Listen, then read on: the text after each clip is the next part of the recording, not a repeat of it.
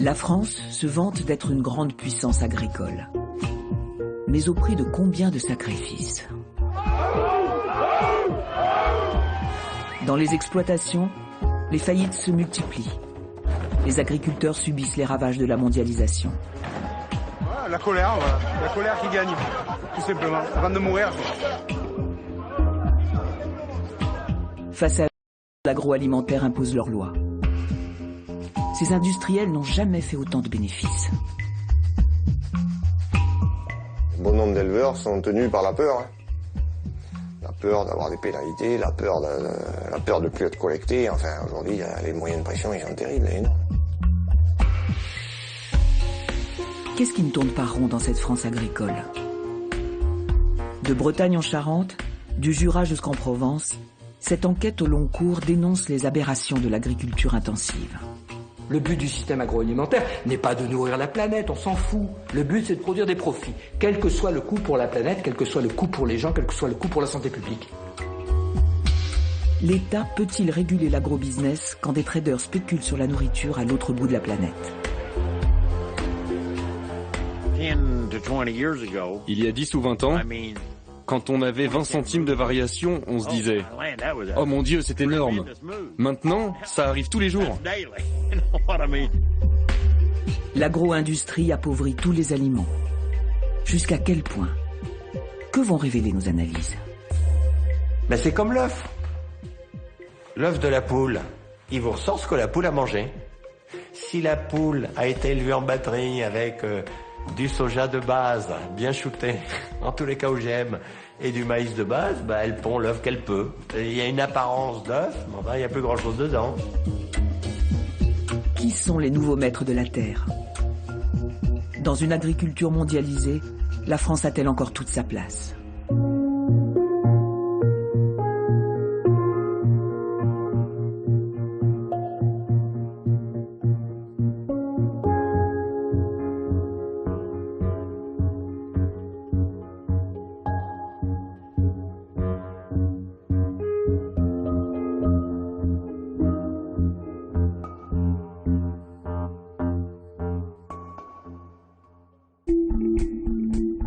Je veux saluer la diversité de notre agriculture, diversité des territoires.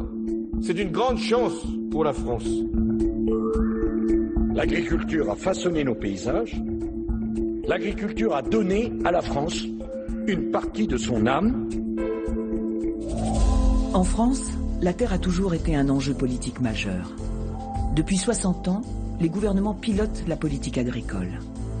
Ils ont imposé un seul schéma, celui de l'agriculture industrielle. Celle-ci a désormais pris le pouvoir.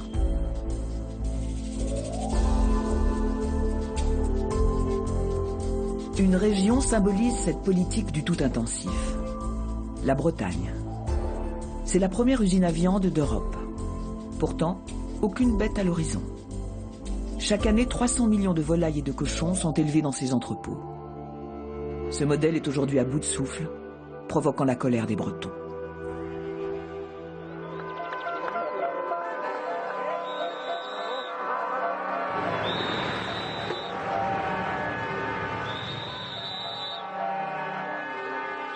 Les bonnets rouges symbolisent cette révolte. Depuis 2 ans, l'agroalimentaire est en crise. Plus de 1000 salariés ont été licenciés. Les bonnets rouges reprochent au pouvoir public de les avoir abandonnés. Bonjour tout le monde. Bonjour. Bonjour. Oh, ça va être short avec le bonnet sur la tête, c'est chaud. Corinne Nicole est l'un des porte-parole du mouvement. On nous prend l'agroalimentaire, il va nous rester quoi? On va vivre du tourisme ici? Défiler avec des chapeaux bretons et en train de danser la gavotte l'été pour les touristes parisiens, non merci. Hein. Non merci, c'est tout. On a vu la crise du lait, on a vu la crise de l'œuf, on voit la crise du poulet, on a vu la crise du cochon, et il est pas improbable que dans quelque temps ça va être la crise du bœuf. Donc l'agroalimentaire, la Bretagne actuellement réagit parce qu'elle est touchée dans tous ces domaines d'activité que je viens d'évoquer. Donc c'est pour ça qu'on est aujourd'hui dehors. Qu'est-ce qu'on va faire si on supprime tout ça? L'État compte-t-il laisser mourir le modèle qu'il a lui-même imaginé il y a 50 ans?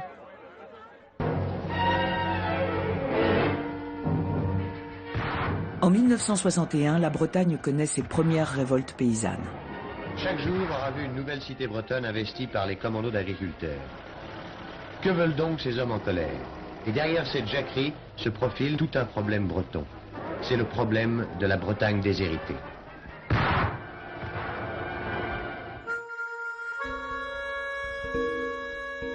À l'époque, la Bretagne est l'une des terres les plus pauvres de France. L'État décide alors de spécialiser la région dans l'élevage industriel sur décision du ministre de l'Agriculture, Edgar Pisani. C'est que la Bretagne doit se considérer comme un immense atelier de production de viande et de lait. Je crois que le développement de la production de viande bovine ne pose aucun problème de marché, car la pénurie est générale dans le monde et très particulièrement grave en Europe. Les Bretons sont alors investis d'une mission, nourrir la France, l'Europe et même le monde. C'est l'avènement de l'ère industrielle. Les paysans se lancent dans une course à la productivité et transforment leurs étables en usines.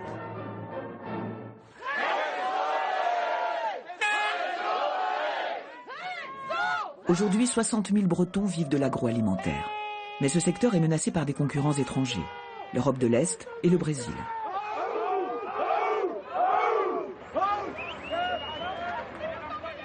Pour les bonnets rouges, c'est à l'État français d'intervenir. Ce qui me pousse, c'est parce qu'on n'a aucune perspective et que si on perd notre boulot actuellement, eh ben on n'a plus qu'à partir et quitter notre Bretagne qu'on aime. Voilà. Corinne Nicole se bat aussi pour sauver son propre travail. Tilly Sapco, l'abattoir qui l'emploie, est au bord du dépôt de bilan.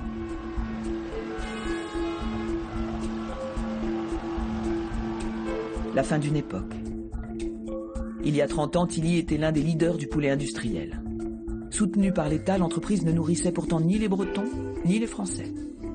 Regardez l'exemple du poulet breton, qui sans les plumes, vogue à toutes jambes vers le Proche-Orient. Dans le Finistère, 3 sociétés d'abattage de volailles, les sociétés Doux, Tilly et Bernard, assurent à elles 3 95% de l'exportation française de poulet.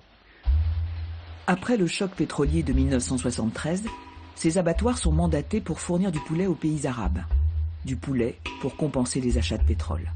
Une décision prise sous la présidence de Giscard d'Estaing. Depuis, Tilly Sapco subit la concurrence des pays étrangers qui produisent de la volaille encore moins chère.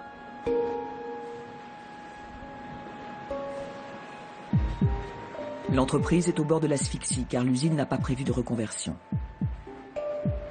Elle continue de produire des poulets entiers congelés pour les expédier vers un unique marché, celui du Proche-Orient.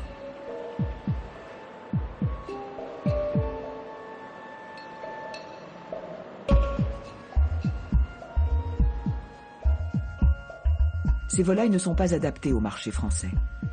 Elles sont abattues plus jeunes et sont calibrées pour l'exportation vers les pays arabes.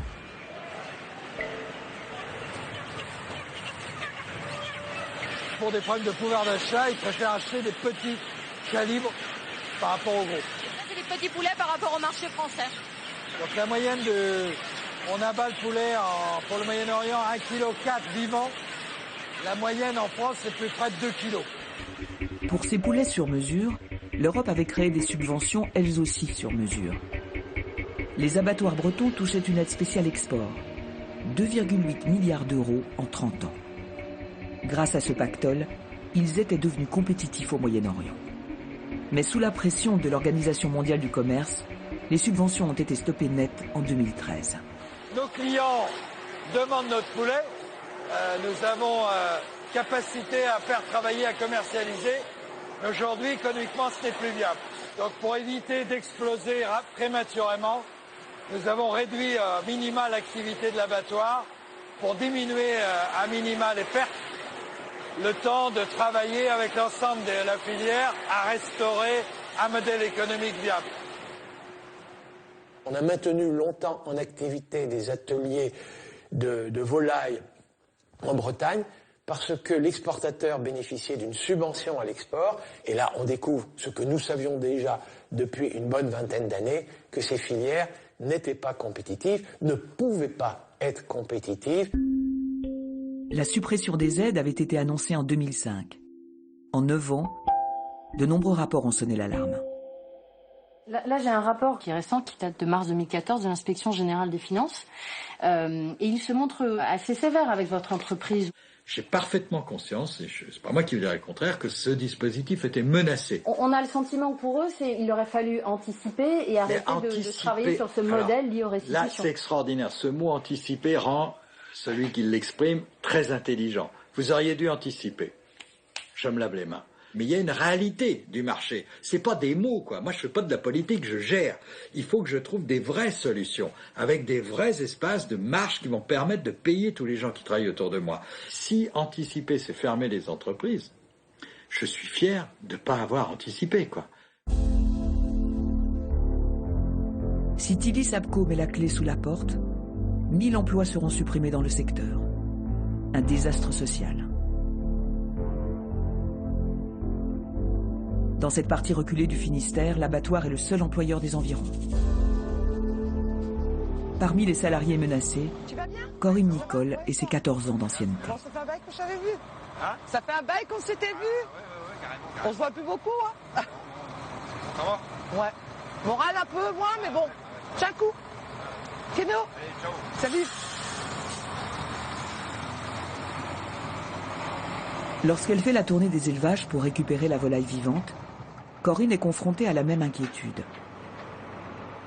Depuis que l'abattoir, leur unique client, tourne au ralenti, ces éleveurs ont du mal à boucler leur fin de mois.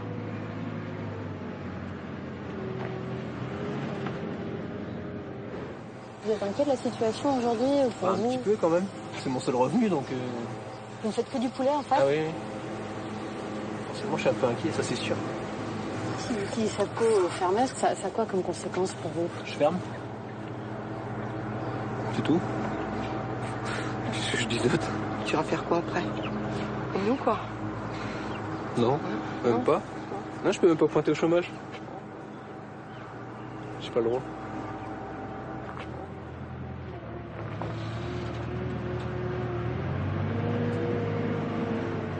Moi, je sais qu'il y en a beaucoup sur l'exercice 2014 qui risquent de déposer le bilan.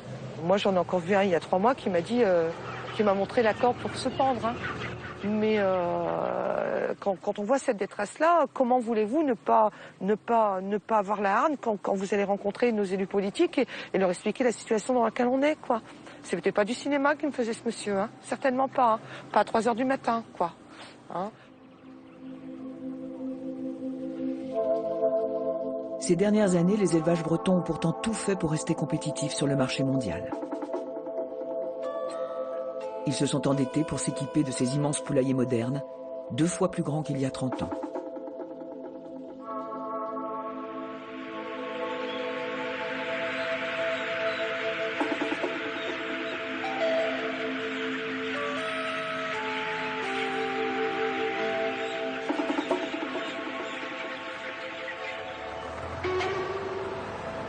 Cet éleveur industriel travaille pour Doux, l'autre abattoir spécialisé dans l'export de poulets. L'entreprise lui a livré 56 000 poussins et clos le matin même.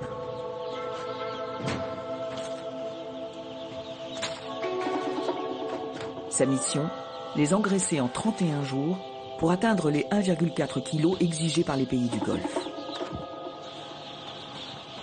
Vous voyez comment ils sont beaux?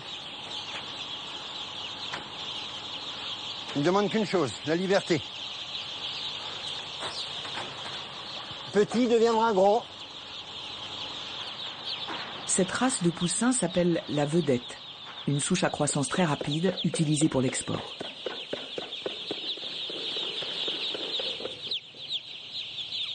Et comme quoi ils sont intelligents, avec le bruit ils arrivent tout de suite. C'est petit, c'est mignon, et puis ça y est, on commence à manger, et puis on va commencer à boire. Et après, on va se reposer. C'est comme un nourrisson. C'est la même chose. La lumière reste allumée pour que les poussins se nourrissent 24 heures sur 24.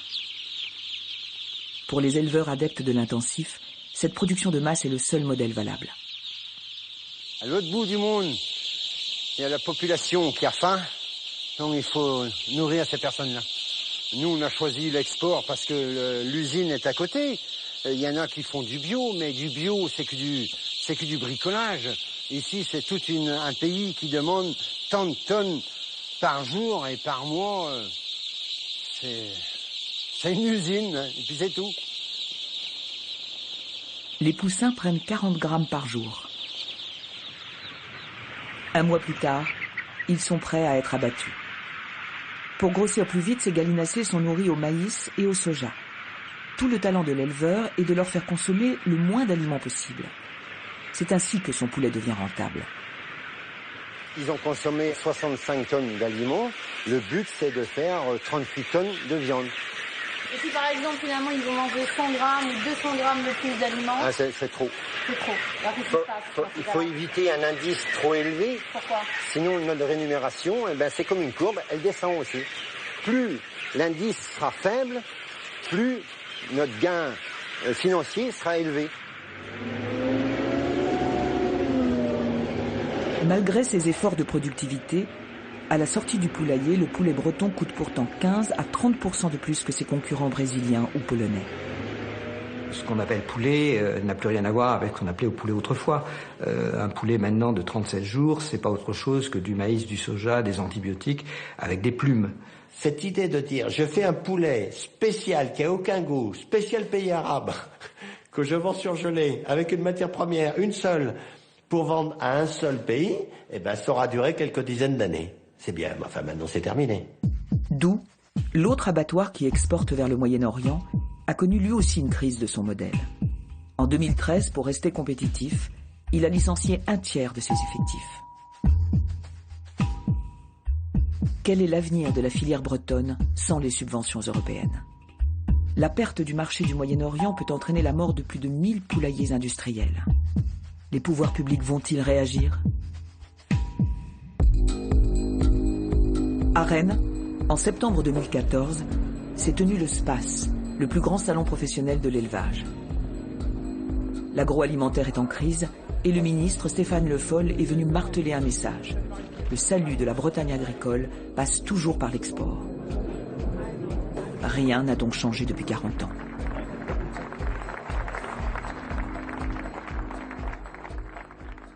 On parle de l'Asie, il faut être en Asie.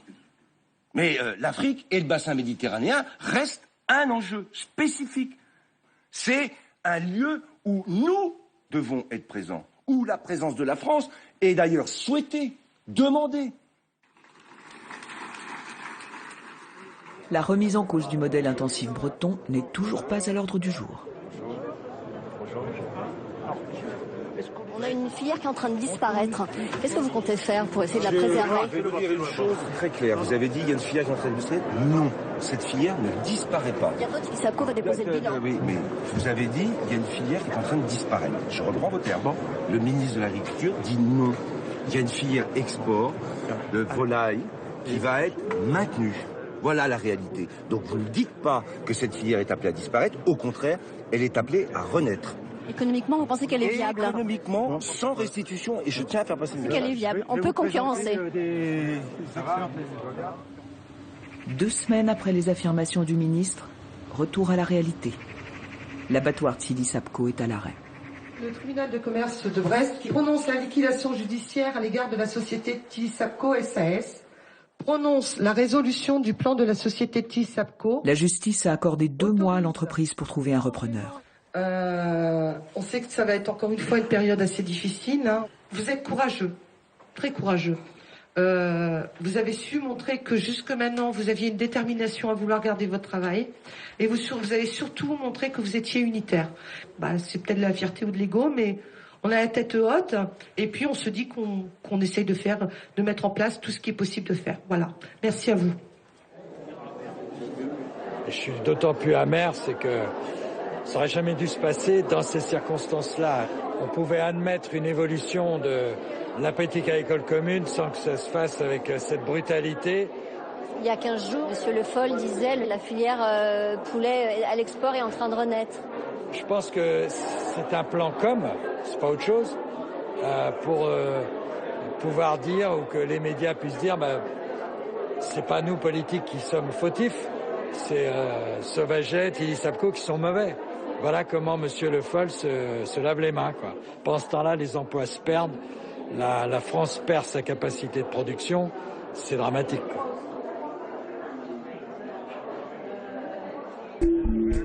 Fin 2014, un groupe anglais a racheté l'abattoir Tilly et a licencié 40% des salariés. Il y a plus absurde encore dans ce monde agricole où le libéralisme fait loi. Pendant que 500 000 tonnes de poulets français sont expédiées chaque année à l'étranger, autant de tonnes de volailles entrent en France dans la plus grande opacité. Poulets, mais aussi bœuf, porc et moutons. Cette viande se cache notamment dans les plats cuisinés vendus en supermarché. En 2013, un scandale avait révélé l'ampleur de ces importations. Du cheval dans les lasagnes de bœuf. Il s'agit de lasagnes, de moussaka, de hachis, de cannelloni ou encore de spaghetti bolognaise. La société française a acheté la viande en Roumanie. Les plats, eux, étaient préparés au Luxembourg. Pour trouver la viande la moins chère, les industriels qui fabriquent ces plats font leurs courses dans le monde entier. Quand on achète des lasagnes prêtes en 3 minutes à 1,50 € ou 2 € pièce, qui va croire que c'est bio, local, équitable, de la bonne viande, etc. On achète le marché mondial, le trader fou à Chypre, et puis la malhonnêteté qui fait que tiens, je vais retirer l'étiquette bœuf et je vais mettre l'étiquette cheval. Bon, c'est ça qu'on achète. En région parisienne, c'est au SIAL, le Salon international de l'alimentation, que les stocks de viande se marchandent à l'échelle planétaire, comme des barils de pétrole. Mandatés par des industriels de l'agroalimentaire, des négociants font ici leur marché auprès des pays producteurs les moins chers.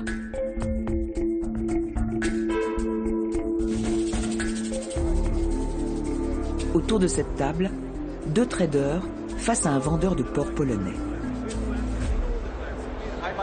J'achète de la viande polonaise et je l'envoie au Canada. Il achète de la viande polonaise et il l'envoie au Pérou. Et lui, il vend de la viande polonaise partout dans le monde. En France, nous découvrons que la viande que nous mangeons peut venir de partout dans le monde. Oui, c'est vrai, de partout. Personne ne le sait. Les gens pensent qu'ils mangent du porc français alors qu'il peut venir de Pologne ou du Brésil. Si les gens peuvent vivre tous ensemble, pourquoi on ne pourrait pas manger du porc qui vient du monde entier? Les traders français qui importent de la viande se montrent beaucoup plus discrets. Bonjour. Comme cette société bretonne basée dans le Morbihan. Vous dérangez. Je suis journaliste pour France 3. On prend pas de journaliste. Ah, vous prenez pas de journaliste, pourquoi? C'est un choix? Pas communiquer. C'est dommage parce que c'est une activité que vous faites et qui n'est pas du tout connue. Et donc un peu d'explication, c'est pas mal aussi. Non, mais nous on est bien comme ça. Dans la discrétion, dans notre petit coin. Bah d'accord, alors ce négociant renvoie la balle à l'un de ses concurrents. Des Bretons qui font aussi du négoce comme vous? Comment il s'appelle? Une entreprise, elle aussi bretonne, localisée à Rennes. Fouiller, d'accord. Eh ben, je vais fouiller alors. Merci beaucoup. Au revoir. On n'est pas des gens qui vont communiquer, je vous dis des choses comme avec les médias, parce qu'on a des métiers qui sont... on est vivant caché, donc je préfère pas donner suite si vous voulez. La plupart de ces traders sont situés en Bretagne. Difficile pour eux d'assumer la mise en concurrence des éleveurs de leur région avec ceux du Brésil, de Pologne ou de Roumanie. Pourtant, la réalité est bien là. Sur le créneau de la viande bas de gamme, la bataille de la compétitivité est perdue pour la France. Le seul moyen pour les agriculteurs de résister à la compétitivité débridée, c'est de miser sur la qualité. Un modèle rentable imaginé par certains éleveurs.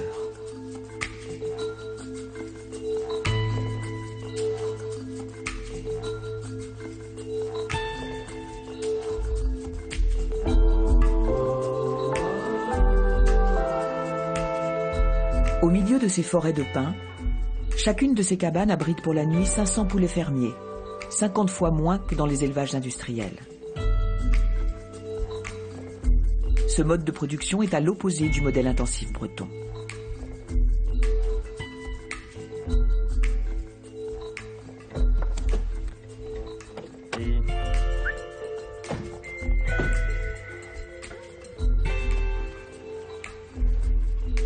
Au petit matin, les poulets jaunes des Landes retrouvent la liberté.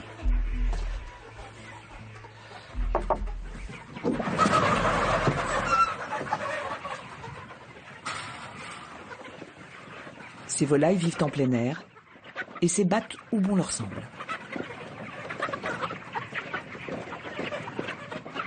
Autour des cabanes, ni grillage, ni clôture. Cette nuit, regardez les traces là, là, vous voyez les petites traces rondes là. C'est les renards qui sont venus au garde-manger et qui ont essayé, comme le sable est très meuble, qui ont essayé de creuser sous le bâtiment, comme c'est pas bétonné, il n'y a pas de dalle, il n'y a rien, pour essayer d'attraper des poulets. Ils y arrivent parfois à attraper des poulets? Malheureusement, oui, parce que là, le coup classique, c'est qu'ils font un trou, les poulets sortent, et puis sitôt qu'il est dehors, clac, ils le croquent. Et c'est le premier fléau de ce type d'élevage, malheureusement. Le renard. Le renard. Les poulets sont élevés pendant au moins 81 jours, 2 fois plus qu'un poulet standard. Ils sont également 2 fois plus nourris. C'est la recette pour une viande de qualité.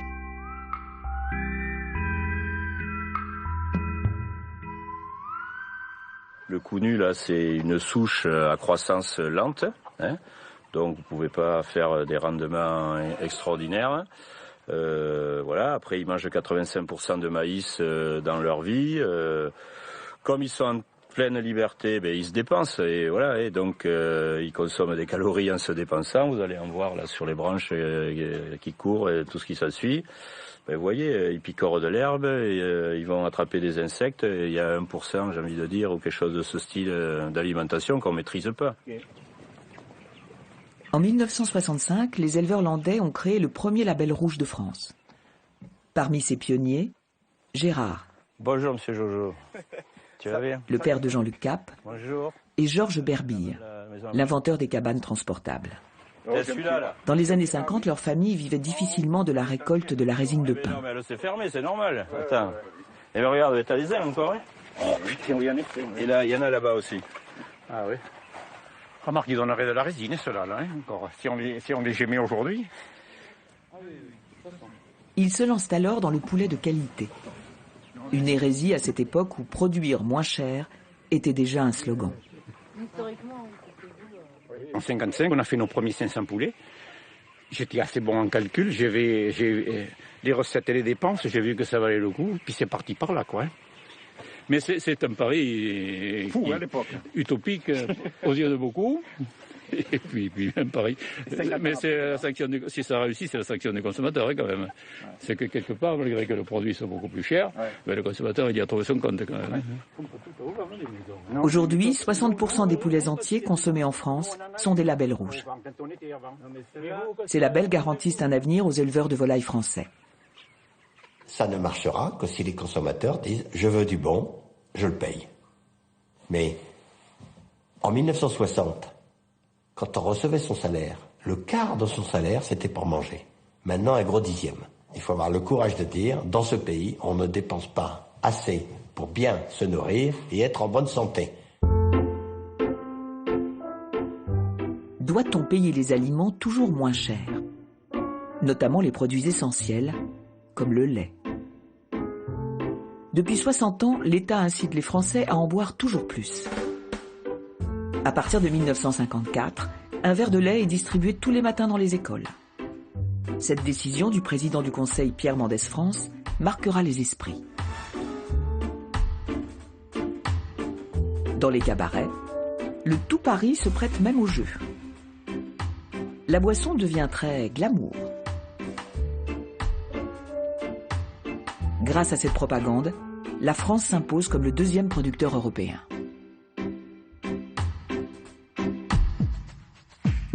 À partir des années 80, les industriels de l'agroalimentaire font main basse sur le marché du lait.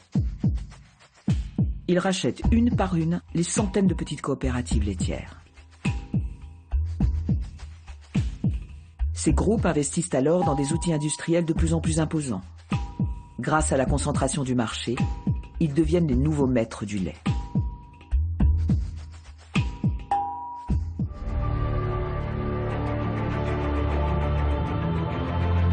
Ce business du lait est aujourd'hui contrôlé par 5 géants de l'industrie. Ces multinationales aux chiffres d'affaires colossaux détiennent les 3/4 du marché.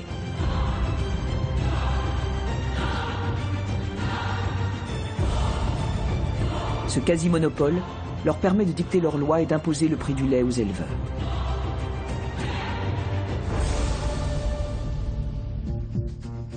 Sous la coupe des industriels, les producteurs laitiers sont devenus les parents pauvres de ce marché florissant.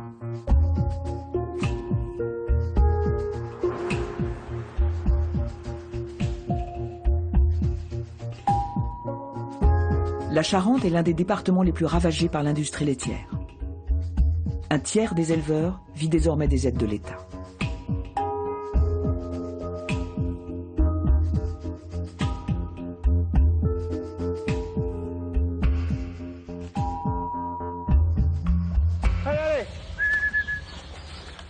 Pascal est l'un de ces éleveurs en difficulté. Il possède 90 vaches, c'est la taille moyenne d'une ferme laitière française. Quand vous vous levez comme ça, tôt le matin, vous ressentez quoi dans votre métier? Oh ben, je sais que je vais retrouver mes bêtes. Et puis, de toute façon, on n'a pas trop le choix non plus, quoi. C'est-à-dire ben, si on se lève pas, on peut pas faire grève, nous. C'est pas les autres qui viendront faire notre travail à notre place. Et puis si on oublie de se lever un matin, qu'on ne veut pas travailler pendant 2 jours, c'est la fin de l'exploitation, quoi. Allez, toi tu restes là. Allez. Allez. Avancez. Comme beaucoup d'éleveurs laitiers, Pascal et sa femme ne parviennent pas à vivre de la vente de leur lait.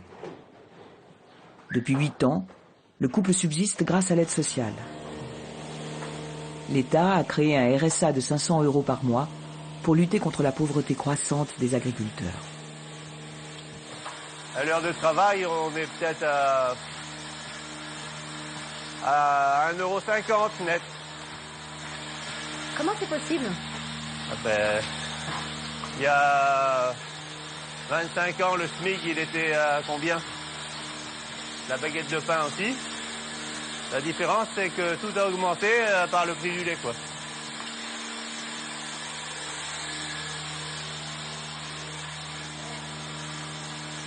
À 1,50 €, on a l'impression d'être dans un pays du tiers-monde.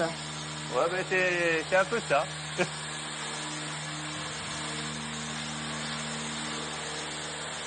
On ne gagne pas beaucoup d'argent, mais on n'a pas de temps pour le dépenser, donc...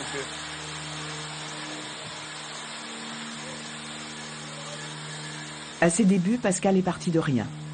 Il a dû emprunter 500 000 € pour financer la salle de traite et les tables. Au-delà des dettes, le point noir de son activité, c'est le tarif imposé par l'industriel qui lui achète le lait.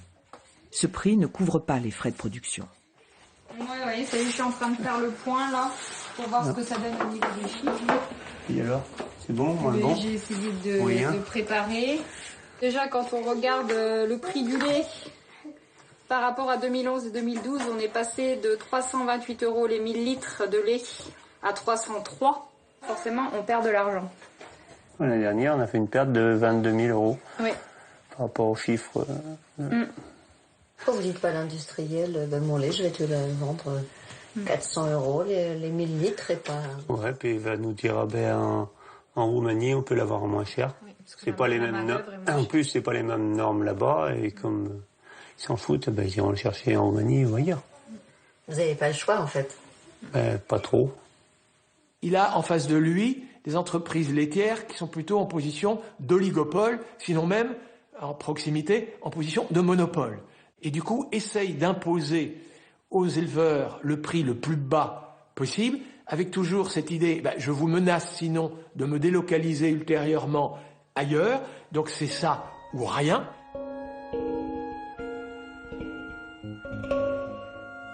En Charente, toutes les petites coopératives laitières ont fermé. Le couple d'éleveurs ne peut vendre son lait qu'à un seul industriel. Tous les 3 jours, la collecte a lieu.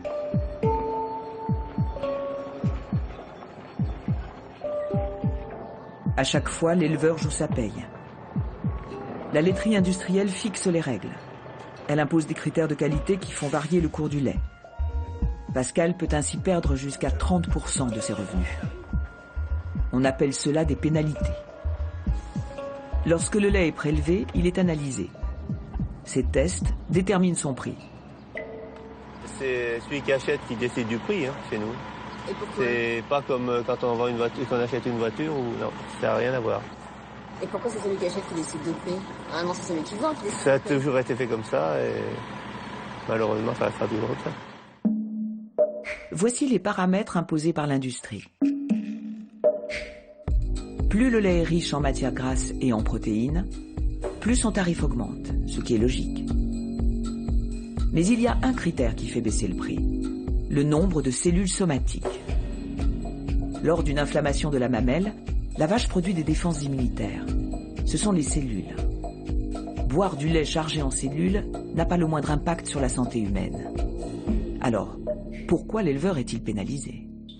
Pour moi, c'est pas justifié. C'est une façon de payer un peu moins cher. Ça vous coûte cher? Ah bah oui, c'est au moins 5 000 € par an de perte. C'est quasiment le montant annuel de son RSA.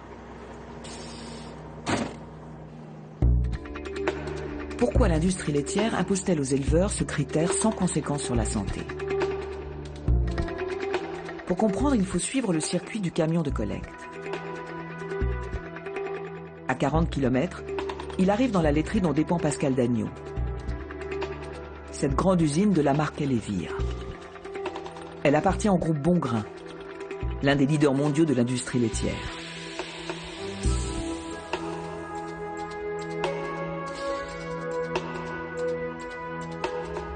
Dans les bureaux de la direction, nous interrogeons le responsable de fabrication sur les critères d'analyse du lait.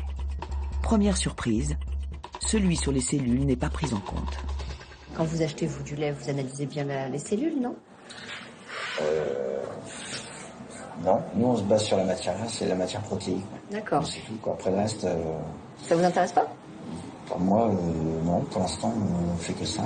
Et puis les antibiotiques. D'accord. Vous, quel que soit le taux de cellules, ça vous intéresse pas? Je le regarde pas, moi. Ah, vous le regardez pas? Non. Le groupe Bongrain, propriétaire de la marque, n'a pas souhaité répondre à cette question. C'est finalement le lobby des produits laitiers qui s'en charge, le CNIEL, qui représente notamment les industriels du lait. Le rendez-vous est organisé en Picardie, dans l'un des 16 laboratoires qui analysent la qualité du lait en France. Pour le directeur du CNIEL, ces pénalités sur les cellules seraient faites uniquement pour le bien des éleveurs. Elle n'a pas d'impact sur la qualité du lait. Elle n'a pas d'impact sur la qualité du lait. Mais pourquoi payer moins le producteur à partir du moment où il a des cellules importantes? Oui. Pourquoi la pénalité alors? C'est pas une pénalité, c'est une incitation. Les cellules, c'est pour lui dire, nous t'encourageons à avoir des pratiques d'élevage qui soient les meilleures possibles. Mais ça lui coûte cher quand même. Hein. Non. Et la question des cellules, c'est epsilon dans le revenu du producteur de lait. Comment c'est pas ce qu'ils disent? Les producteurs disent que... oui, effectivement, il y a bien évidemment des producteurs qui ont du mal de vivre avec ça. Ça, c'est exact. Il faut peut-être qu'ils se posent la question de savoir si leur avenir est de faire du lait. Selon nos calculs, cette pénalité rapporterait 140 millions d'euros par an à l'industrie laitière. Pourquoi les éleveurs ne s'insurgent pas contre cette mainmise des industriels? À Angers, Paul de Montvallon est à la tête d'une association qui tente de résister à l'industrie. En vain. Pourquoi les éleveurs ne font pas tous un mouvement de contestation Parce qu'ils sont sous la pression de la laiterie, c'est tout. Hein. Et que la laiterie a des moyens de pression terribles, hein. C'est eux qui font nos pays de lait. Hein. L'industrie, l'industriel. L'industriel, c'est lui qui fait notre paye, c'est lui qui ramasse le lait, c'est lui qui fait les analyses. Donc, les gens, ils ont la trouille, c'est tout. Hein. Aujourd'hui, on tient les bons nombres d'éleveurs sont tenus par la peur. Hein. Les agriculteurs, ils n'ont pas cru qu'ils seraient dépossédés du processus de production et de commercialisation. Je pense qu'ils sont... Ils pensaient qu'ils restaient maîtres, quoi. Le terme que j'utilise, c'est le terme qui va faire bondir, évidemment, c'est le terme de technoserf.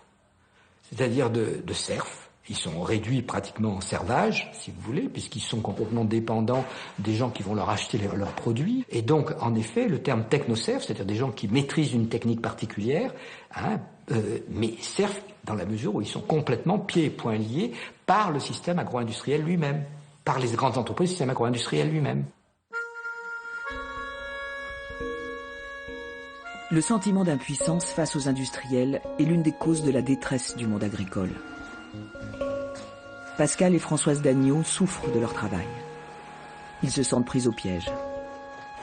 Chaque jour, ils doivent produire plus de 2000 litres de lait pour rembourser leurs dettes. Leur cadence de travail est donc infernale.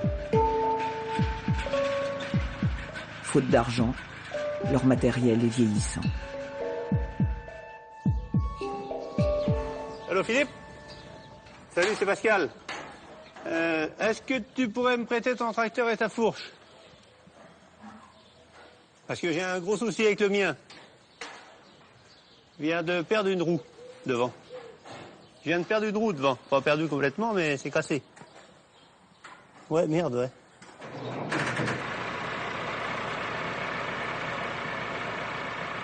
Pascal passera des heures sur cette réparation.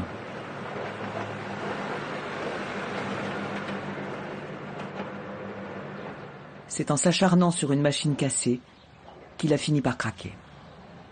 Les cachets de monsieur. C'est caché pourquoi? C'est caché par rapport à quand il a été malade, quand il a fait sa dépression. Enfin, ses dépressions, donc il est toujours sous traitement. Depuis 3 ans passés. Donc il a un traitement et un suivi régulièrement. Qu'est-ce qui s'est passé fin 2007? Par rapport à tous les problèmes qu'on a eus sur l'exploitation, que ce soit financier ou désordre au niveau de tout ce qui est matériel, il a fait une tentative de suicide fin 2007. Donc il a été hospitalisé pendant 10 jours. Et après, il a eu 2 ou 3 autres périodes, les années d'après, où ça a recommencé, quoi. Parce que ça a commencé quand on a eu le matériel qui était toujours en panne, ça marchait pas, donc c'était 7h, 4h du matin, à essayer de le faire marcher, puis au bout d'un moment, ça disjoncte. Pas le matériel, moi. Ça vous a rendu fou au sens propre, pas dans le sens... Fou, non, c'est pas... Bah, si, ça te monte à la tête, quoi. On dit que quelqu'un qui fait de la dépression, il est fou. Non, il est pas fou, c'est qu'il est malade. C'est malheureux à dire, mais vaut mieux se casser les 2 jambes et les 2 bras, ça guérit, qu'une dépression, ça guérit pas toujours bien.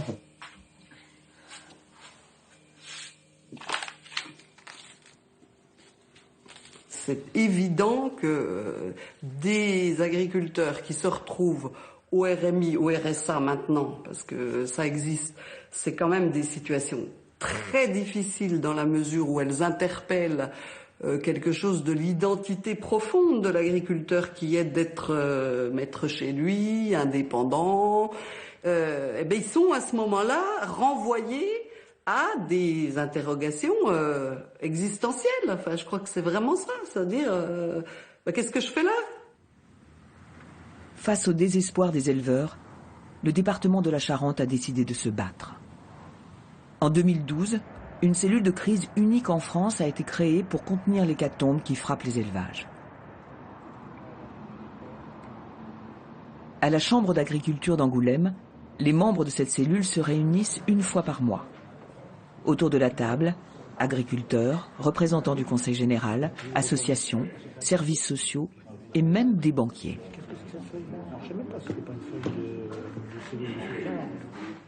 Donc bonjour à tous, encore une fois merci d'être venus à cette cellule de crise. Comme à chaque fois, il y a de plus en plus des dossiers de plus en plus nombreux. Les quelques centimes que les éleveurs sont en train de perdre, ils vont commencer à manquer. Le lait, tassement aussi, dérégulation à partir de mars prochain, et là je crains le pire pour le département. Tous tentent de sauver de la faillite 130 élevages laitiers, près de la moitié des exploitations du département. Quand on est arrivé là, tout le monde peut s'en rappeler, on a eu 3 élevages, Monsieur Garot en est le témoin privilégié, qui laissaient mourir leurs animaux. Donc quand on arrive là, c'est le bout du bout, quoi. l'élevage c'est aussi une économie pour le département, un département rural, donc forcément c'est de l'emploi, il faut absolument sauver les éleveurs de notre département parce que sinon on va au-devant de grosses difficultés, oui. Même nous, ça nous étonne qu'on laisse faire autant de dégâts que ça, quoi. Parce que ça se traduit par des suicides, malheureusement. On oublie de le dire, mais c'est un suicide tous les 2 jours. Tous les 2 jours, un suicide en France. Donc c'est quand même grave.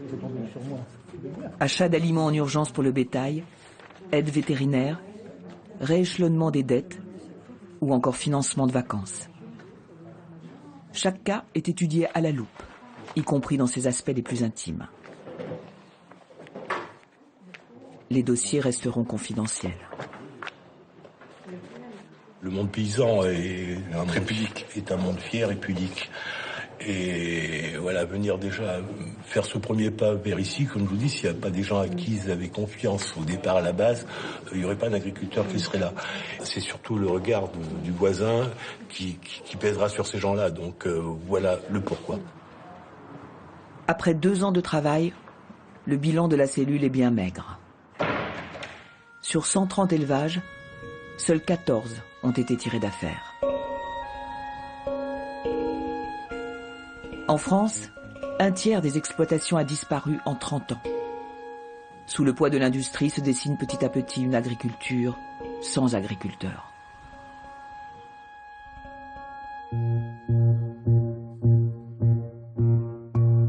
Il existe une région où les éleveurs sont restés soudés face aux géants de l'agroalimentaire.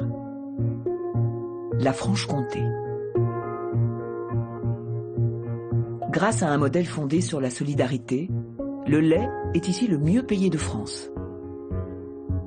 Sur ces hauts plateaux, les élevages ont échappé aux diktats du capitalisme.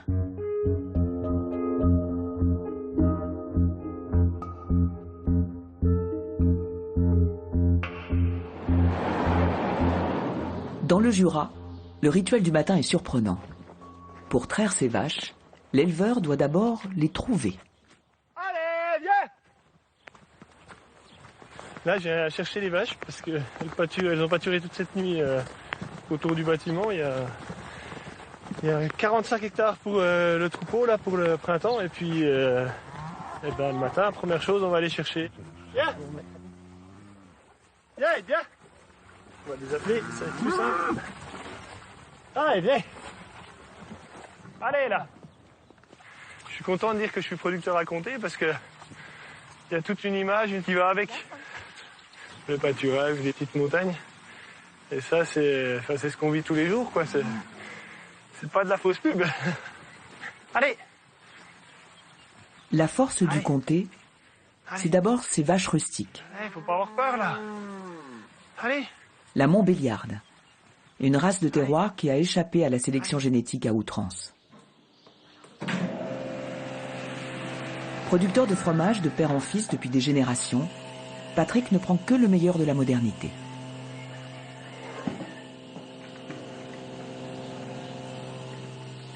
Le fait de déjà toucher la mamelle, de sentir comment la vache va réagir, on a déjà à l'esprit comment est la vache. Si elle est sensible, si elle n'y est pas, si la mamelle est chaude ou pas.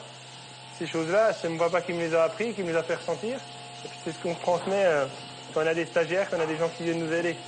C'est des choses qu'on ne souhaite pas perdre parce que la qualité en fait, du lait passe déjà par là, par le contact avec les animaux et puis le ressenti lors de la traite.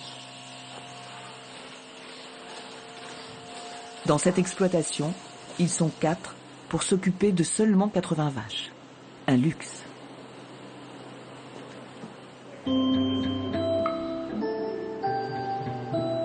Cette répartition des tâches leur laisse du temps libre hors de la ferme. Après la traite, Patrick se rend tout près de là, dans sa fromagerie. Comme la majorité des éleveurs du secteur, il garde la maîtrise de la transformation de son lait, un atout capital pour assurer sa rentabilité. Le comté est une appellation d'origine qui répond à un cahier des charges très précis. Avec seulement 680 tonnes par an, la fruitière de Patrick Dubault garde une taille artisanale. Si notre lait partait dans une autre industrie, on n'aurait pas des petits ateliers comme ça, parce qu'il y a des productions qui sont en France où ils font 50 000 tonnes de fromage dans un seul atelier. Et ça, on n'en veut pas, on veut garder une typicité, on veut garder des hommes qui font leurs produits, un savoir-faire. Quand on voit le fromager qui met la main dans la cuve, c'est pas des robots qui font ça. 80% du comté est produit dans de petites fromageries de cette dimension. Dans le Jura, chaque village a sa fruitière. Ces 150 ateliers permettent de maintenir l'emploi sur tout le territoire. La plupart sont des coopératives qui appartiennent encore aux agriculteurs.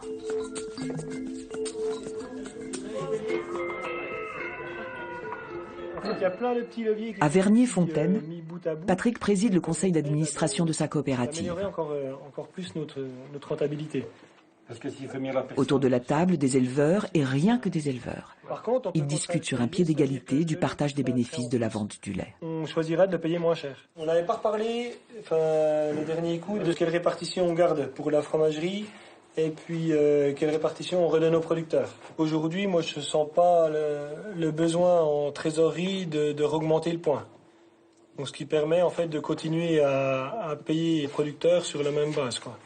On aurait eu peur que tu nous augmentes le pourcentage, c'est tout. Oui, non, mais après, c'est pas la peine. Ça peut arriver, hein, s'il y a besoin, il y a besoin. Mais... ce qui est bien, c'est qu'on n'a pas d'actionnaire à rémunérer. Donc, voilà. L'avantage en faisant comme ça, c'est que... Pas de directeur non plus. Pas de directeur non plus.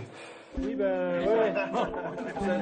Cette répartition équitable permet à ces éleveurs de se payer 30% de plus que le reste des producteurs laitiers français. On est dans une période, on pourrait dire faste, quoi. Voilà, au niveau financier, quoi. Je pense que la force du système économique qu'on a, c'est qu'il y a de la transparence à tout niveau et puis un respect de chaque personne dans la filière. Donc, on parlait tout à l'heure qu'il n'y a pas d'actionnaire à rémunérer ici. On est les propres propriétaires de nos ateliers. Donc, en fait, il n'y a pas besoin d'avoir d'argent qui parte à droite à gauche. Tout l'argent peut être redistribué aux producteurs ou investi dans l'atelier. Je pense aussi qu'au niveau du climat, on est quand même, on va pas dire en montagne, mais une zone quand même assez froide. Les gens aiment bien se réunir, aiment bien tout ce caviller, tout ça. Et ça a fait un tissu qui fait qu'on a gardé nos coopératives, quoi.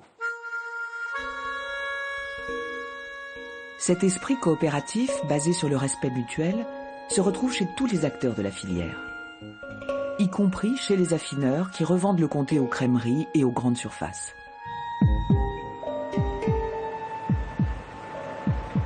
À Lons-le-Saunier, les fromages fabriqués à Vernier-Fontaine sont transférés dans l'entreprise d'affinage. Pour qu'elles accèdent au titre de comté, les meules doivent d'abord être entreposées dans ces caves pendant 4 mois. Ce n'est qu'à la fin de cette période que leur prix sera fixé.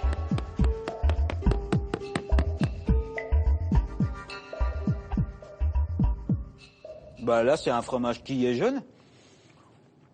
Voilà, on ne s'attend pas non plus à avoir un panel gustatif énorme, puisqu'il va encore s'affiner. Mais on peut déjà dire que c'est un fromage de garde. Voilà. Hein. Qui va rester longtemps. Il va rester plus longtemps en cave, il va être mis de côté, et puis il va être vendu certainement plus tard. Plus le comté est de bonne qualité, plus le producteur de lait est payé. Un commerce équitable.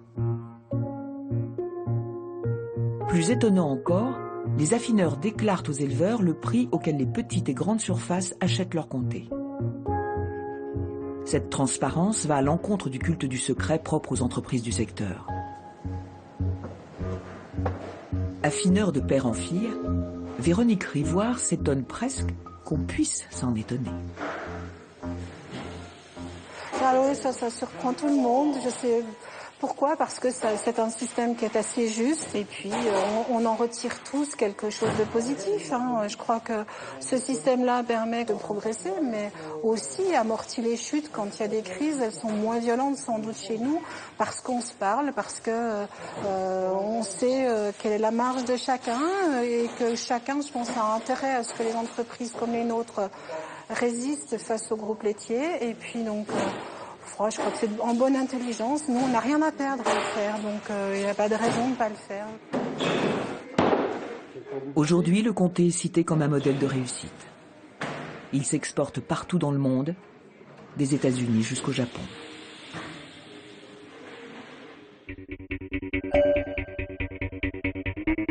Si les producteurs du Jura ont su résister aux industriels, ils ne dépendent pas non plus d'un aliment qui s'est imposé dans tous les élevages français, le soja. La conversion des éleveurs au soja remonte aux années 50. À cette époque, les Américains matraquaient les fermiers français de publicité à la gloire de cette légumineuse. Ce champ n'a rien de différent ou de remarquable. En fait, il ressemble étrangement au vôtre, à une exception près. Ce fermier cultive la graine de soya. La graine de soya est une source de protéines. La graine de soya est un aliment précieux pour ce fermier et sa famille. En surproduction de soja, les États-Unis cherchaient alors à écouler leur stock. Séduit par cette propagande, l'État français n'a pas vu le piège se profiler. Le foin peut servir de fourrage et les savants découvrent constamment de nouvelles applications pratiques de la graine de soya. 60 ans plus tard, 90% des élevages de volailles, de cochons et de bœufs dépendent du soja importé du continent américain.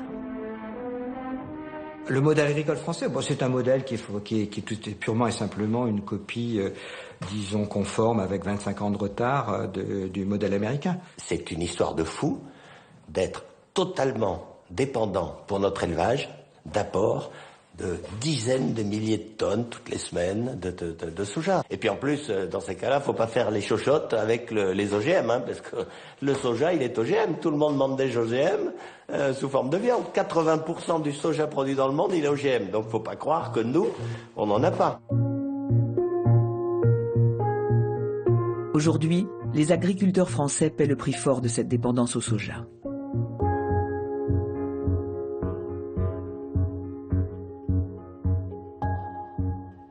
Comme la majorité des éleveurs, Pascal Dagneau n'a pas appris à nourrir son troupeau à l'herbe.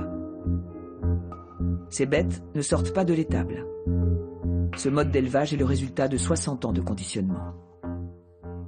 Économiquement, aujourd'hui, il vaut mieux les garder à l'intérieur que les mettre dehors. Quand elles sont dehors, les vaches elles vont se dépenser davantage. Donc quand elles dépensent de l'énergie. Cette énergie-là, elles ne mettent pas dans la production de lait. Ces vaches se nourrissent d'un mélange composé essentiellement de maïs pour les glucides et de soja pour les protéines. Elles produiront ainsi un maximum de lait. Mais ça, c'est du soja. Oui. Non. Donc ça, c'est hyper important pour vous. Oui, c'est pour l'équilibre de la ration. D'accord. Vous sauriez le faire sans soja aujourd'hui? Ah, on peut faire, mais après dire qu'on gagnerait quelque chose, ça c'est autre chose. Non. On peut toujours faire. Mais dire qu'on y arrive, voilà. Et aujourd'hui, le problème, c'est que cet aliment, c'est ce qui vous coûte le plus cher. Ouais. Ah ben, la protéine, aujourd'hui, au niveau mondial, que maintenant, c'est des cours mondiaux, et le soja est rendu à plus de 400 € tonne, donc voilà. Et sur 75 000 € d'aliments achetés, il y a à peu près plus de 50 000 € de soja. L'achat de soja représente un tiers des dépenses annuelles de cette ferme. Le moindre soubresaut de son prix mondial peut devenir une catastrophe. Même en Charente, le monde de la finance dicte sa loi. Pour maîtriser les risques, de plus en plus d'éleveurs ont recours à des analystes financiers. On peut regarder déjà, il y a le marché américain qui vient d'ouvrir. Oui, je suis devant là. T'es devant ? À Bourges, cette entreprise a créé un nouveau service payant pour les agriculteurs. Par téléphone, elle les conseille afin de décider du moment idéal pour acheter ou vendre leurs matières premières. Compte tenu de la trituration, elle reste soutenue avec 152 KT écrasés la semaine dernière. Indexés sur les marchés financiers, les prix des denrées agricoles fluctuent tous les jours. Antoine Liagre surveille particulièrement le soja dont le cours peut s'affoler en un éclair. Ça va très vite, ça va particulièrement vite sur le soja puisqu'on est sur un marché qui a 3 exportateurs majeurs, l'Argentine, le Brésil et les USA. Ce qui n'est pas beaucoup en fait, c'est ça. Ce qui est très peu. Ouais. Voilà. Donc pour comparaison pour un agriculteur, vous avez 8 pays exportateurs sur le blé qui comptent. Voilà. Donc ça veut dire que le moindre incident a des répercussions majeures sur le prix. Un blocage des cargos au Brésil, une grève des paysans en Argentine ou une baisse du dollar aux États-Unis, tout peut influer, comme ce jour-là, la météo américaine. Donc on va aller vérifier en fait une fois la semaine ce qui va se passer en termes de température dans le cœur de la Corn Belt américaine. On a, comme tout le monde, des grands médias qui vont dire tiens, il y a une sécheresse. Le but, ça va être de dire est-ce que c'est véridique, pas véridique. Et donc nous, le but, c'est de le savoir avant, parce qu'en général, on y arrive au pic de prix ou au point bas de prix au moment où l'information est grand public. En fait, pour reprendre la phrase de Jones qui a créé le Dow Jones, c'est quand mon taximan me dit qu'il va investir en bourse, je vends les actions. Pour garder cette longueur d'avance, l'analyste va même chercher l'information à la source.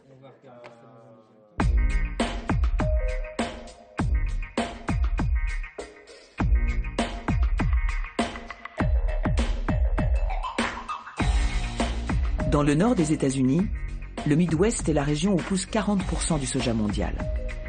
Ces plantations géantes s'étalent sur des centaines de milliers de kilomètres carrés. Elles occupent la moitié de la superficie de la France. Dans ces champs se joue le prix en bourse du soja.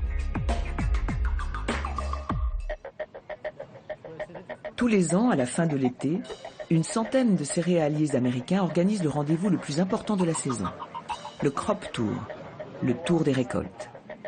Ces spécialistes vont arpenter les 10 États du Midwest pour connaître avant tout le monde la quantité de soja qui sera récoltée. L'analyste français Antoine Liagre se joint à eux pour la première fois. Aujourd'hui, il va sillonner l'Iowa, le plus gros des États producteurs. On va aller dans le sud sur la route 51. On va commencer à partir de là. Et ensuite, on revient là et on s'arrête là. L'autre moitié, on traverse et on va dans l'Iowa. Le périple va durer 10 heures au pas de course. Avec ses 3 coéquipiers, Antoine doit s'arrêter tous les 50 km pour prendre une série de mesures bien précises.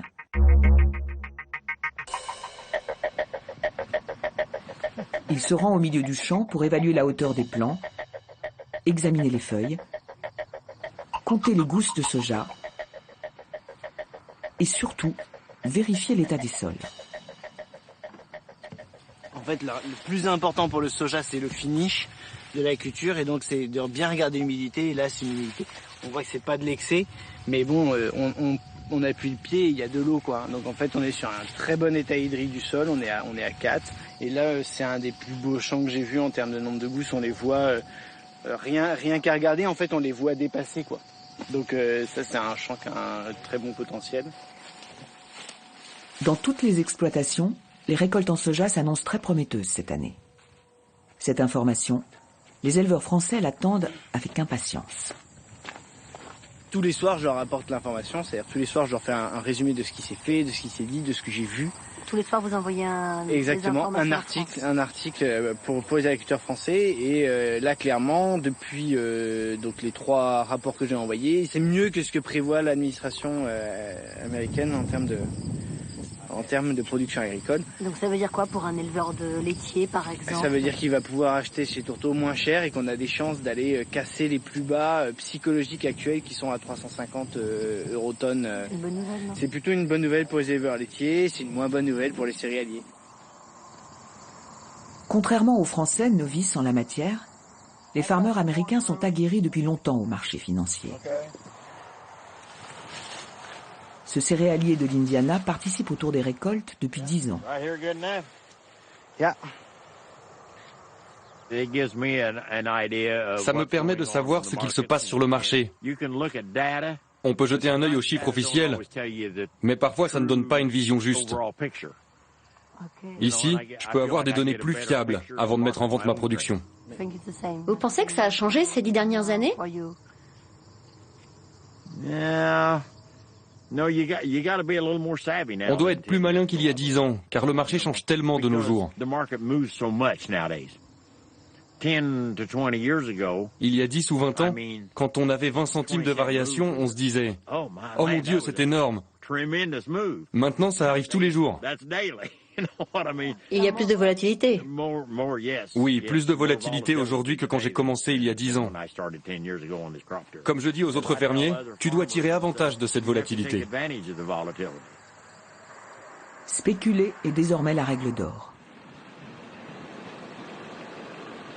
Après 4 jours de traversée du Midwest, les participants se retrouvent pour annoncer officiellement leurs prévisions de récolte.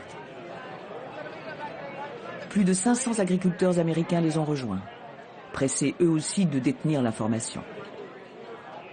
Cet événement majeur pour le monde agricole est retransmis à la télévision.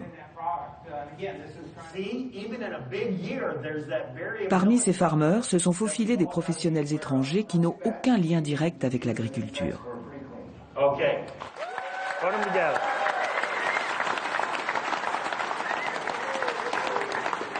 Vous avez des industriels de toutes sortes, hein, des industriels, il y a McDonald's qui est présent, c'est un gros acheteur de céréales, de viande également. Vous avez des triturateurs chinois, des triturateurs argentins, des exportateurs brésiliens, l'administration américaine est bien sûr présente, des traders, des brokers, des maisons d'investissement, des fonds de pension. Depuis 7 ans, les investisseurs financiers dictent leurs lois sur la planète agricole. Mais ils préfèrent rester dans l'ombre, car leur spéculation sur le soja participe à la flambée des prix. Nous sommes une société de trading. On a besoin d'informations pour savoir ce qui se passe aux États-Unis. On a aussi un bureau sur place. Je suis basé aux Pays-Bas. Je vis en Hollande. Un seul accepte une interview. Cet analyste financier qui travaille à Wall Street. Si vous étiez venu ici il y a 2 ans, en 2012, nous avions eu une énorme sécheresse. C'était très excitant, ça faisait la une des journaux. Tous les acteurs du monde de la finance ont débarqué car ils voulaient acheter. Que pensez-vous du fait qu'on spécule sur la nourriture? C'est le libéralisme, c'est ce qui mène le monde. À 500 km du Midwest, Chicago est le centre mondial de la spéculation sur les denrées agricoles. C'est ici qu'est fixé le cours du soja.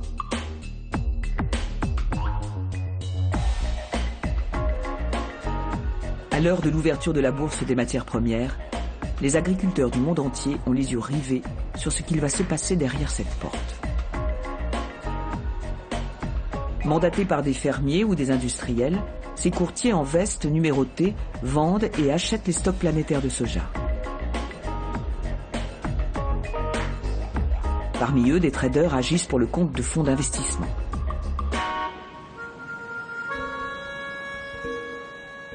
Depuis que les financiers spéculent sur ce marché, le cours du soja est passé en 10 ans de 210 à 375 € la tonne, soit près du double.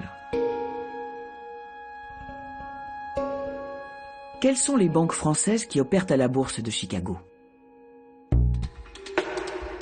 En février 2013, une ONG a enquêté sur les établissements qui spéculent le plus sur les matières premières. Oxfam est une organisation qui lutte contre la faim dans le monde. On a décidé de s'intéresser à ces activités spéculatives sur les marchés dérivés de matières premières agricoles, avec en toile de fond l'idée que cette spéculation engendre une forte hausse des prix alimentaires, une forte volatilité des prix alimentaires, et c'est ça qui aujourd'hui constitue les causes fondamentales de la faim dans le monde. Voici le classement d'Oxfam. BNP Paribas arrivait en tête. Venait ensuite Natixis, filiale de la Caisse d'épargne, la Société Générale et le Crédit Agricole. Ce rapport avait provoqué un tollé. Les banques incriminées, à l'exception de la Caisse d'épargne, avaient promis de réduire cette activité. Ont-elles tenu leurs promesses? Contactées une par une, elles ont refusé toute interview. On partage avec vous toutes les informations qui sont communiquées à Oxfam et on ne donne pas d'autres interviews. Voilà. Merci beaucoup. Au revoir. Combien de fonds basés sur le cours du blé ou du soja ces banques continuent-elles de proposer à leurs clients? 2 ans après son premier rapport, l'ONG Oxfam a dressé un nouveau bilan qu'elle nous dévoile en exclusivité. Ce qu'on voit, c'est que la BNP Paribas, aujourd'hui, qui est toujours en tête du classement, 2 ans plus tard, ça n'a pas changé. Ils ont pris des engagements en nous disant on va fermer un certain nombre de fonds, mais au final, ils les ont bien fermés, mais en fait, ils en ont ouvert des qui étaient finalement similaires quelques mois plus tard. Et donc, au final, aujourd'hui, on constate qu'ils ont entre 11 et 12 fonds qui permettent à leurs clients de spéculer toujours aujourd'hui sur les matières premières agricoles, 2 ans après notre première campagne. Sur la Société Générale maintenant, là c'est extrêmement intéressant aussi parce que le montant de ces fonds qui sont proposés par la Société Générale à ses clients a augmenté de 120%.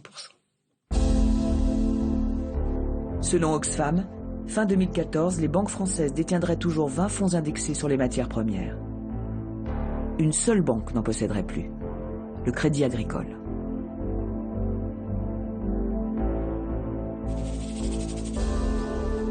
Pour forcer ces établissements à fermer leurs fonds, Oxfam veut que l'État prenne position et légifère. Cet après-midi, l'ONG a décroché un rendez-vous au ministère de l'économie. Leur but, obtenir une interdiction de la spéculation sur les matières premières. C'était l'une des promesses fortes du candidat Hollande. Aujourd'hui, le sujet est devenu embarrassant. Le cabinet du ministre n'a pas souhaité que ce face-à-face soit filmé.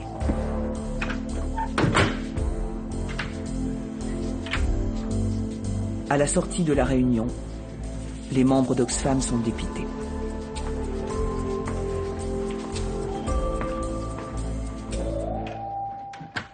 On en retient que, clairement, ce gouvernement a renoncé à mettre en œuvre certaines des promesses de campagne du candidat François Hollande, notamment quand il s'agissait de réguler certaines activités spéculatives, et notamment sur les matières premières agricoles, et éventuellement d'interdire ces fonds indiciels particulièrement spéculatifs et nocifs. Aujourd'hui, il n'en est plus du tout question. C'est un manque de volonté politique manifeste, mais aussi un renoncement à mettre en œuvre des engagements qui étaient forts et qui se voulaient exemplaires. En renonçant à encadrer la spéculation sur les denrées agricoles, le gouvernement privilégie les banques au détriment de plus de 200 000 élevages. Tant que les éleveurs dépendent du cours mondial du soja et du maïs pour acheter dans les ports, ils iront mal. Donc, si on veut être durable quand on est éleveur, il faut produire ses propres végétaux, point final. Voilà. Mais c'est un changement d'attitude, mais absolument complet. En France, 4% des producteurs laitiers l'ont déjà compris. Les éleveurs bio. Est-ce la solution ?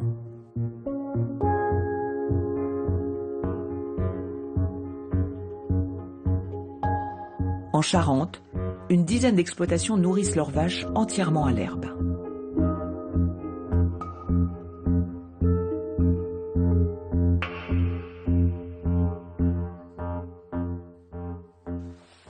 Christophe Hervy est l'un des 3 éleveurs certifiés bio du département.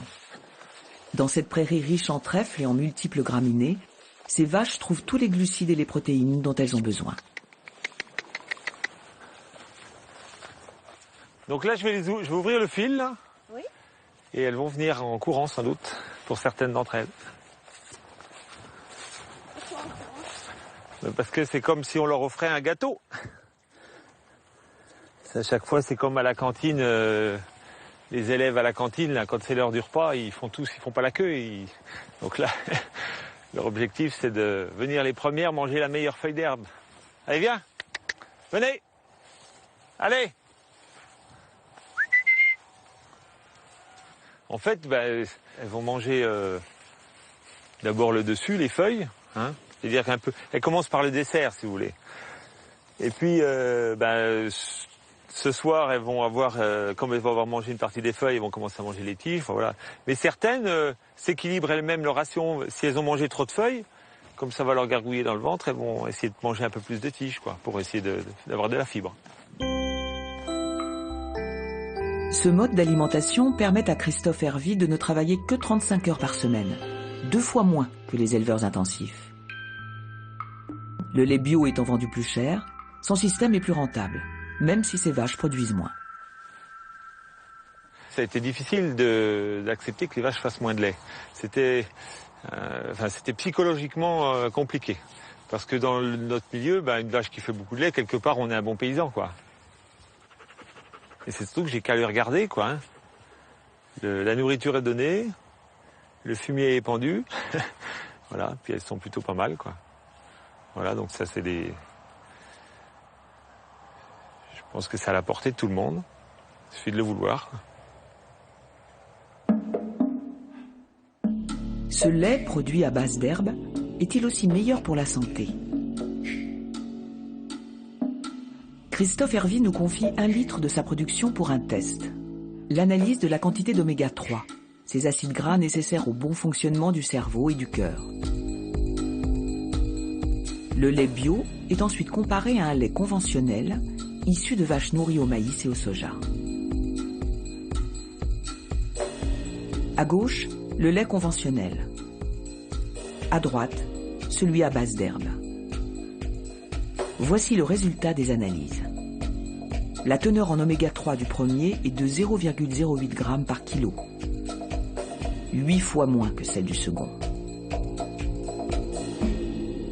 À force de transformer les animaux en machines à produire, les aliments seraient-ils vidés de leur substance? C'est comme l'œuf. L'œuf de la poule, il vous ressort ce que la poule a mangé. Si la poule mange bien dans l'œuf, c'est super bon pour la santé, bourré de vitamines, d'éléments minéraux, etc., tout, quoi. Parce que la poule, elle essaye d'avoir le meilleur pour son poussin. Mais si la poule a été élevée en batterie avec du soja de base, bien shooté, en tous les cas où j'aime, et du maïs de base, elle pond l'œuf qu'elle peut. Il y a une apparence d'œuf, mais enfin, il n'y a plus grand-chose dedans. Il y a le minimum, voilà. Au nom de la rentabilité, tout est désormais possible. Sous la pression de la grande distribution, les cultivateurs vont jusqu'à s'affranchir des lois de la nature. Cette logique est poussée à l'extrême pour produire le légume le plus consommé, la tomate.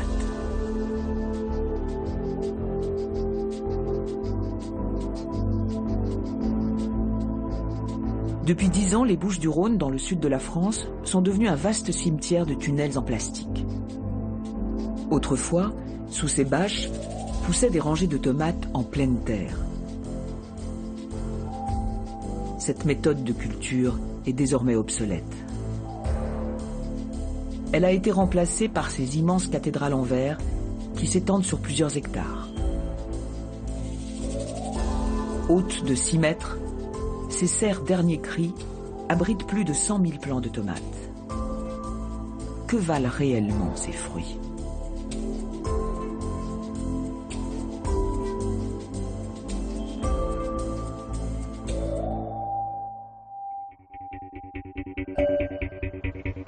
Il y a 10 ans, du temps du père, la famille Scardigli cultivait des courgettes, des poivrons et des aubergines.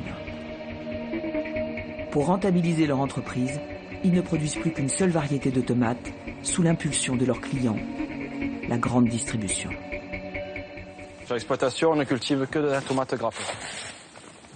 6 hectares de tomates grappe. Les fruits sont réguliers, ils ont à peu près tous la même taille.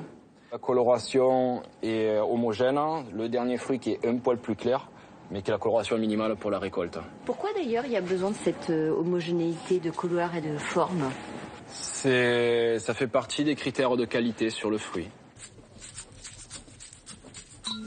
Ces tomates clonées sont exigées par les supermarchés qui veulent des rayons tous identiques. Pour amortir leur matériel, les Scardigli produisent ces fruits de janvier à octobre. Ces serres sont donc climatisées hiver comme été pour maintenir les plantes à 22 degrés. Mais la grande mutation des dernières années, c'est la généralisation de la culture hors sol, qui concerne désormais 95% de la production française. Ici, on a une culture hors sol sur laine de roche. C'est-à-dire que les plantes, le support de leurs racines, ça ne va pas être de la terre, mais ça va être de la laine de roche. Montrez-nous. Donc les racines se développent dans la laine de roche. Tous les éléments minéraux et l'eau qu'on apporte sont apportés par micro-irrigation, par goutte à goutte. D'accord. Voilà. Donc c'est ces tuyaux qu'on voit là. C'est ces petits tuyaux blancs. Voilà. Il y a quoi dedans alors là ? Là-dedans, il y a juste de l'eau et des éléments minéraux. Tous les éléments qu'elle peut trouver naturellement dans le sol, Nous, on lui apporte au plus près d'elle et en fonction de ses besoins. En termes de nutritifs, la tomate qui va sortir de ces plants seront les mêmes que s'ils étaient cultivés dans la terre? Tout à fait, tout à fait. Que valent réellement ces tomates hors sol? Sont-elles équivalentes à celles cultivées dans la terre? Pour le savoir, il faut les analyser et les comparer aux tomates cultivées à l'ancienne dans le même secteur géographique. Dans la plaine de Crau, ces plantations dans le sol sont devenues l'exception, une marque de fabrique de l'agriculture bio.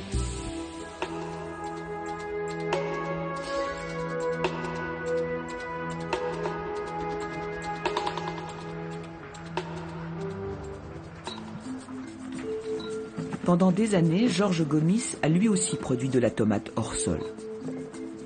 Jusqu'à ce qu'en 2005, une chute des prix lui fasse prendre un autre chemin.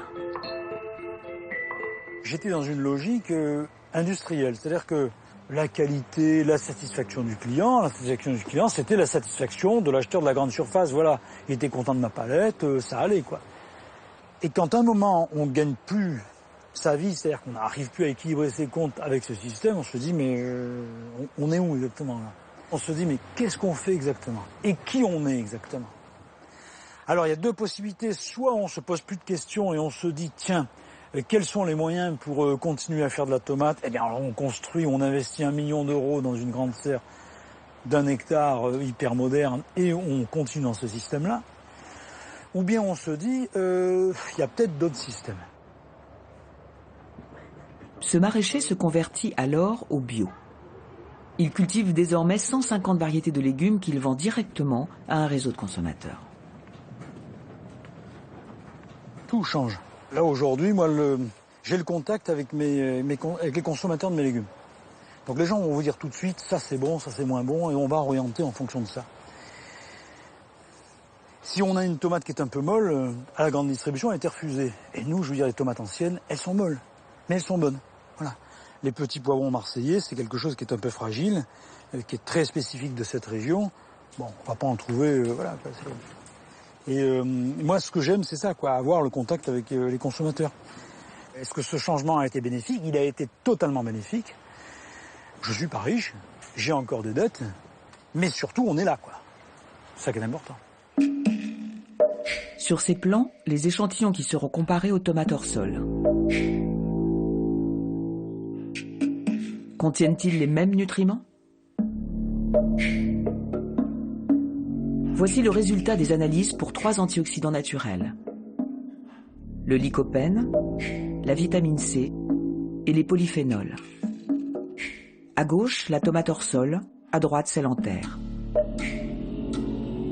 Au total, l'échantillon hors sol contient 2 à 3 fois moins d'antioxydants que celui cultivé dans la terre.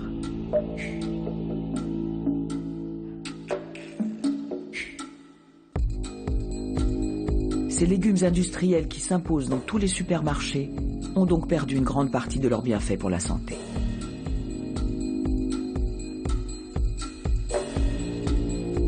Le principal syndicat des producteurs de tomates français a-t-il conscience de la pauvreté des produits cultivés hors sol?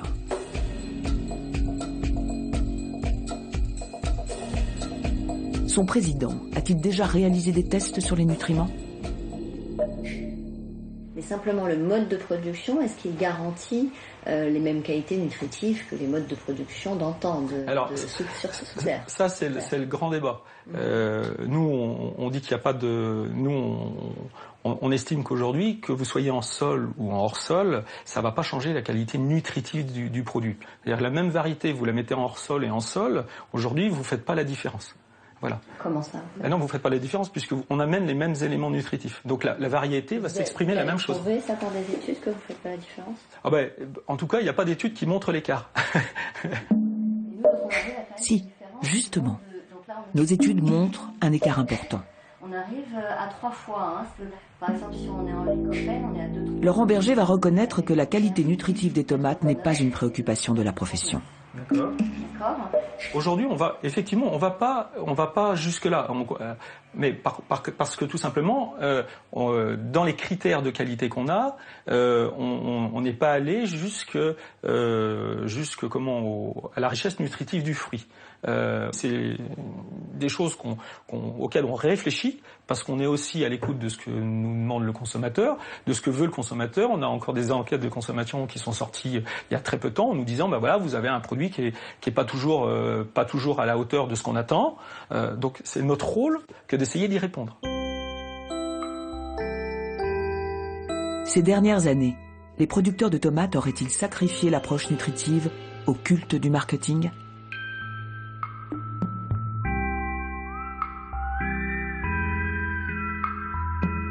Dans le Vaucluse, Rougeline est l'un des principaux regroupements de cultivateurs.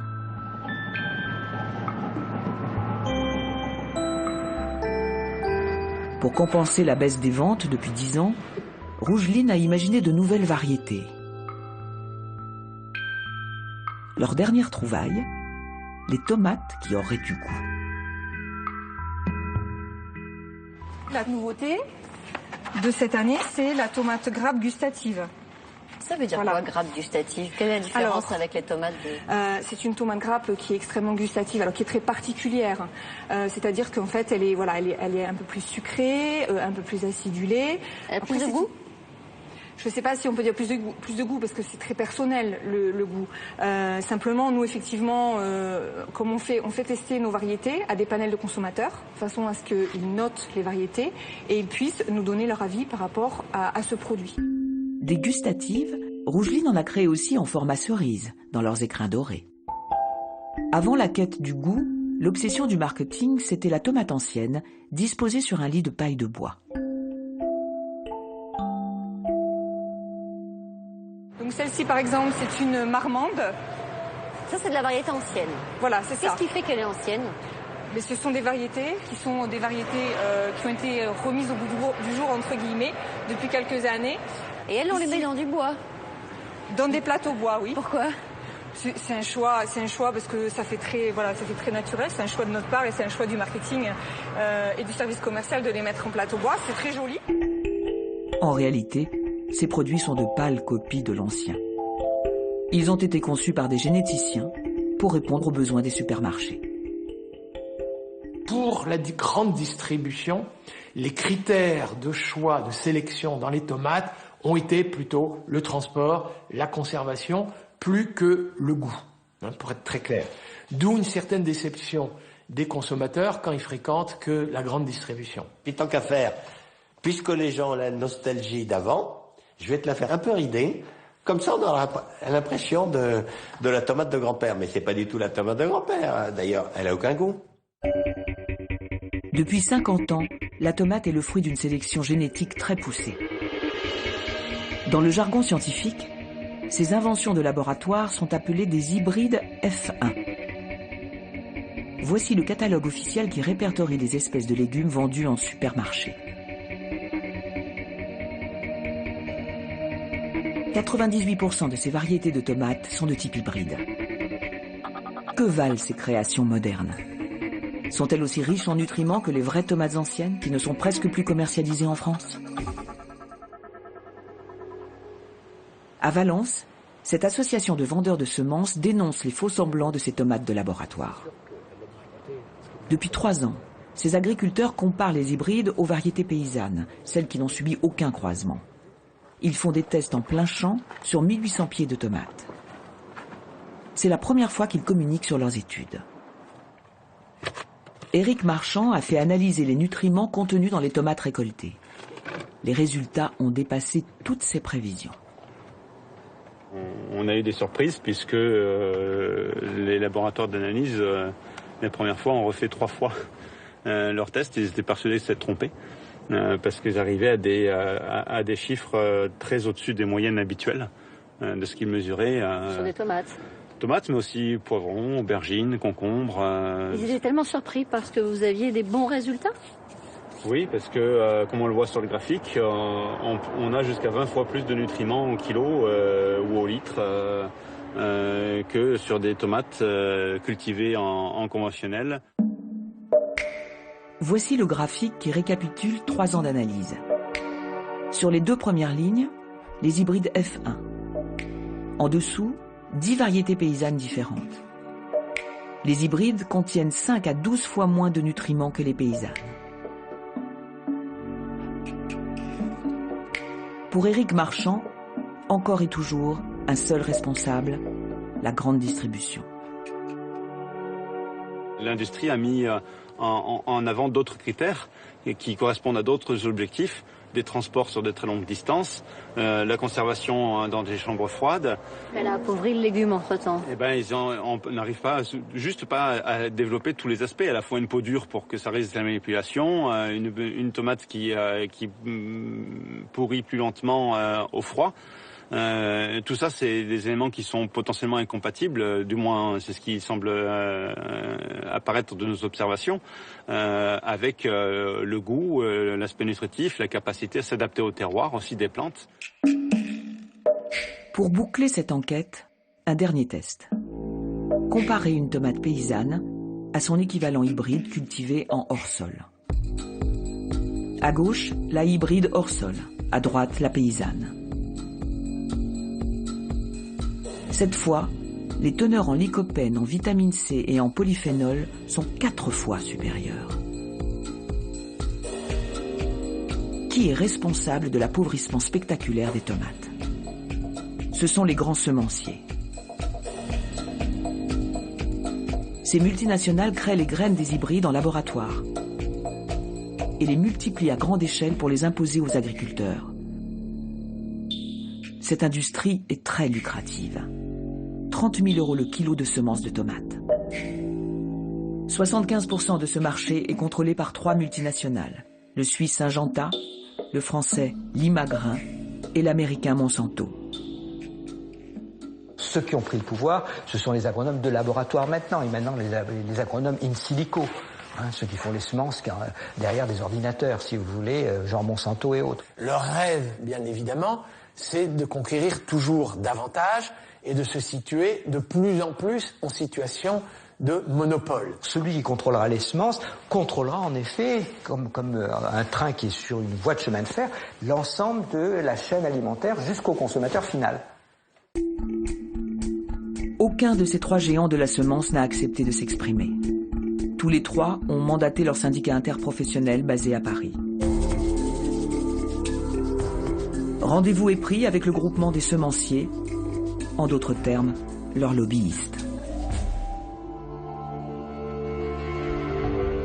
Monsanto, Limagrain, Syngenta, je leur ai demandé de m'accueillir et ils m'ont tous orienté vers vous. Comment ça s'explique?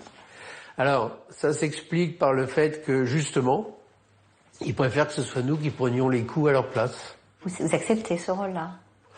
Oui, de temps en temps, quand les arguments qu'on nous oppose sont d'une injustice trop grande, on est des gens normaux, on en souffre, mais... Comment va-t-il réagir face aux analyses sur la teneur en nutriments des tomates hybrides? Une variété... Comment il est possible qu'on ait des différences Je sais rien, je suis incompétent. Entre ces deux... Je suis incompétent. J'y peux rien. S'ils vous ont absolument renvoyé à nous, y compris pour des questions sur lesquelles on est totalement incompétent. Ah bon? D'accord. Faut que je leur renvoie la question alors. Oui, absolument. Ah ben je vais le faire alors. Je vais réécrire aux semenciers. Oui. Bon. Les semenciers ne répondront à aucune autre sollicitation. Sous l'impulsion de l'État, puis des industriels, les agriculteurs n'ont cherché pendant 60 ans qu'à produire plus. Dans l'intérêt de tous, il est désormais temps de produire mieux. L'avenir, il est dans une collaboration, amicale avec la nature. C'est ce qu'on appelle l'agroécologie, mais l'agroécologie que j'appellerais la science, que je définirais comme la science et l'art de faire gratuitement par la nature ce que nous faisons à coup de moyens industriels de plus en plus ruineux sur le plan de la santé publique, sur le plan économique, sur tous les plans. De toute façon, je vais vous dire, on sera obligé. La planète aura le dernier mot. Il y a urgence de changer. On va changer de politique. C'est pas plus compliqué.